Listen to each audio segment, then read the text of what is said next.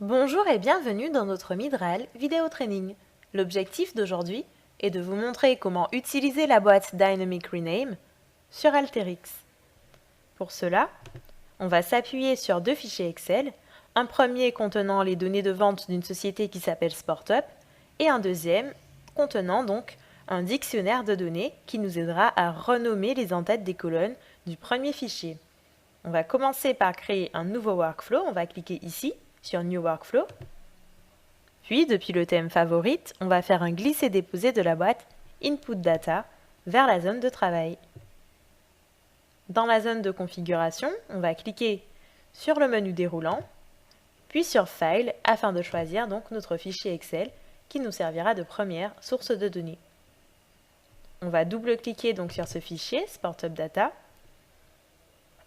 et l'onglet que l'on souhaite utiliser, c'est l'onglet Client source. Donc on va double-cliquer sur l'onglet à importer.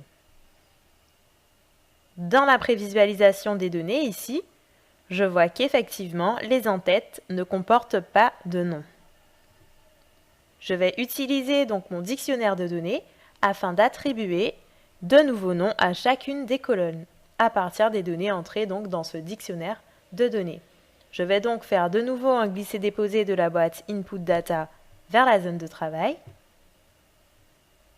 Et toujours grâce au menu déroulant, je vais cliquer sur File et sélectionner cette fois mon dictionnaire de données. Je vais sélectionner mon onglet en double-cliquant dessus. Et je m'aperçois donc dans la prévisualisation que j'ai bien en nom de colonne le nom des colonnes initiales, donc les colonnes qui sont comprises dans le fichier qu'on a importé précédemment. Et qu'en correspondance donc, j'ai les noms que je souhaite attribuer aux en-têtes dans le premier fichier. Je vais donc, grâce à la boîte Dynamic Rename, utiliser les noms inscrits dans la colonne correspondance pour renommer chacune des colonnes du fichier initial. Donc, je vais me diriger vers le thème développeur et je vais faire un glisser-déposer de la boîte Dynamic Rename dans la zone de travail. La boîte comporte deux entrées, donc je vais connecter le premier fichier à l'entrée gauche et le dictionnaire de données à l'entrée droite. Maintenant, il faut spécifier mon expression, donc quelle action je veux effectuer. À l'aide du menu déroulant, ici, je vais pouvoir indiquer que je souhaite utiliser les données qui sont entrées à droite, ici, donc le dictionnaire de données, pour renommer les données du fichier initial.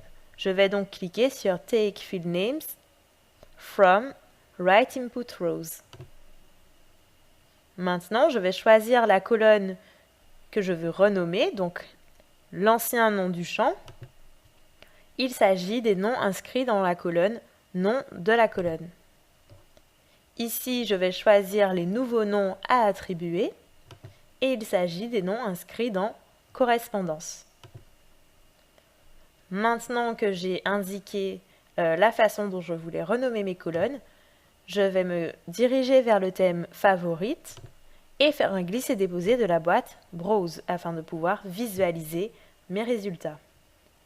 À l'aide de la flèche verte, je vais lancer le flux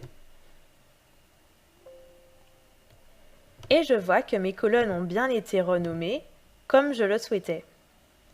On a bien les données qui étaient dans la colonne correspondance du dictionnaire de données en en-tête de chacune des colonnes. J'espère que cela vous sera utile. Je vous remercie d'avoir suivi notre Midral Vidéo Training et je vous dis à bientôt pour d'autres vidéos.